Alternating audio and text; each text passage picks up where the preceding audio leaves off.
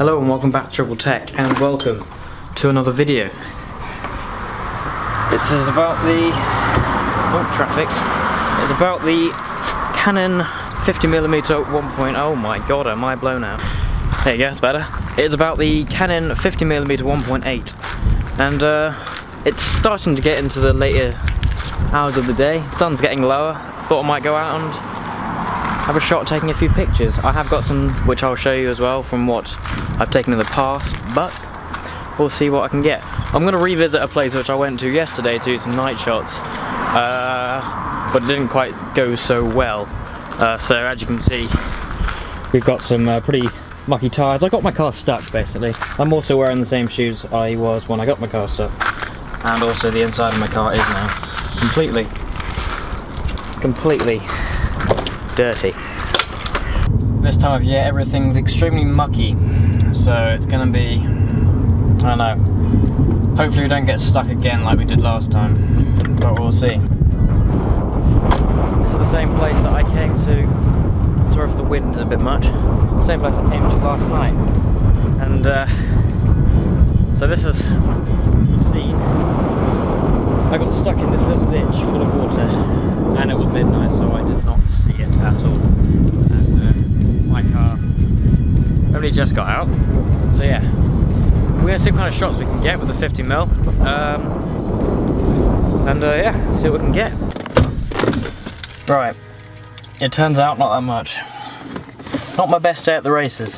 The problem with living in this part of England is it's just very flat. There isn't much to shoot really. I've had some luck here, but today, not that much. I mean, if I waited later for sunset, probably good, but I've got some good shots for this with this lens from previous outings, so I'll show you them. For now, let's go home. I've now got to reverse out of this place, because last time when I turned around, it didn't go well. I ended up in a ditch. This will be fun. Bloody hell, this is very dodgy. Ooh. I'm now going to reverse onto the main road. This will be fun. Perfect.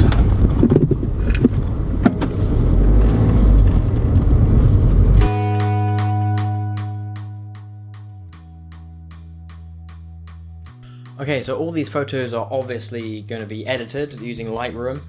Some of them are quite old, some of them are quite new. Some of them are, I know a couple, or a few of them actually, probably about 2 or 3, have been taken on JPEG, and then the rest of them are on RAW, so some of them, just keep that in mind with the editing, because some of them do turn out to be a bit choppy because of the JPEG that was before I got into RAW files. So here they are, I'm going to show them to you now. The amazing thing about having a 1.8 aperture is that even at distance you can get some very nice depth of field effects. There's a couple here down the lane just outside my house, down in some foliage and some down a lane.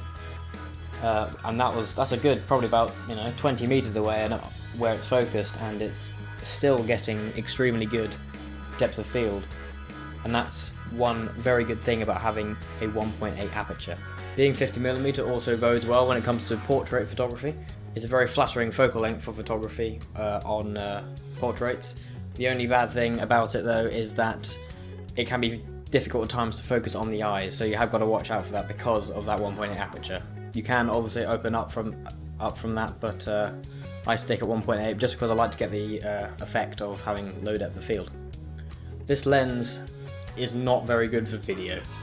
If you're going to buy it for video, especially if you're going to be planning on using autofocus, because this autofocus on this is absolutely appalling. It will hunt for about a minute until it finds something that's stationary. Not a minute, but it will take a good 10 seconds, I've counted, and it will just keep drifting in and out. It won't find that focus point. Probably mainly because it's a 1.8 aperture, and having such shallow depth of field, it's very difficult for electronics to capture that crispness to say that it's in focus. I suppose if you were to close it down to f4, f5, it would probably do better, but in my experience, autofocus on this lens has been pretty bad. Of course, you do also have the option to go to manual with it when it comes to focus, but it's an electronically operated focus wheel, so it's using a motor to push the element further out and further in. and that, if you go really fast on this, it's still going to go slow. So it's very bad speed control. There's no like setting for how far, how close or far away your subject is, like, in feet. So manual focus is a pain as well. So basically for video, not very good. For photo, sport photography, not very good either because of that autofocus. If you have time, so studio photography, or if you're doing landscapes, mainly studio photography, landscapes, this isn't probably the best for. But especially for studio photography, when you've got time to set your shot up, then this will be good. But run and gun, yeah, you just gotta be very patient. Filters for this lens is an issue as well. This lens is smaller than anything I've ever used in terms of the diameter of its front element. It's a 49mm diameter. So most high-end lenses are 77mm, that's way bigger. And most lenses, including the kit lens for Canon cameras, lower-end Canon cameras, it tends to be about 58mm. So if you do want to put filters on front of this, you are going to have to get step-down rings, or get the actual filters designed for that size, or use a matte box, something like that. But it's probably not worth buying new filters and stuff just for this lens.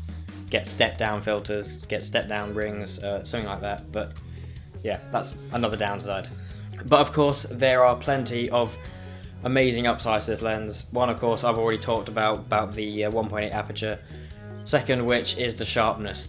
Remember, the price of this lens is extremely cheap compared to any other lens out there of this standard, really. It's incredible how they've made such a good, optically perfect lens, well, close to perfect anyway, for such a cheap price. So I think this is a lens that most people go for as their first extra lens that they buy past their kit lens for their camera, because of how good it is for the value for money and all the options that it brings for you.